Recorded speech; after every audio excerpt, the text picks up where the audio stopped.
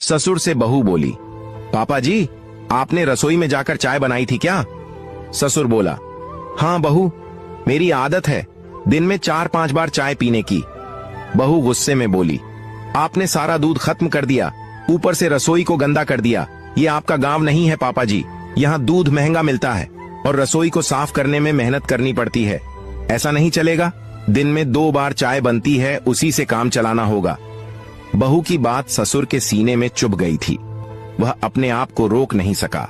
बोला, दूध मेरे बेटे की कमाई से आता है बहू, तेरे बाप के घर से नहीं आता। मैं तो ऐसा ही करूंगा। आइंदा मुझसे ऐसी बातें मत करना, वरना अंजाम बुरा होगा।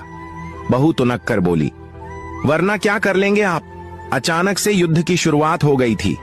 ससुर को बेटे पर भरोसा था तो बहू को अपने पति पर भरोसा था।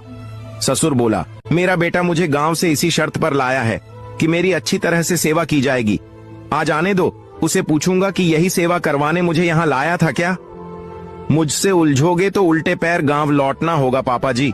कह देती हूँ, ये मेरा घर है, जैसा मैं चाहूंगी वैसा ही होगा। शांति से 2 रोटियां खानी है तो चुपचाप खा लो, वरना बुढ़ापा खराब हो जाएगा। गांव में अकेले पड़े सड़ोगे। बहू की सीधी धमकी से बूढ़ा रामदास एक बार तो सिहर गया, मगर हिम्मत करके बोला, घर तेरा कहां से हुआ? मेरे बेटे की कमाई से बना है।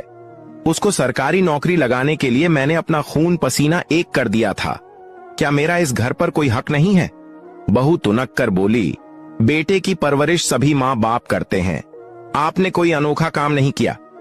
आखिरी बार बोल रही हूं, मुझे गुस्सा मत दिलाओ। मेरी मर्जी के बिना इस घर में 2 पल भी नहीं रह पाओगे। रामदास चुप हो गया।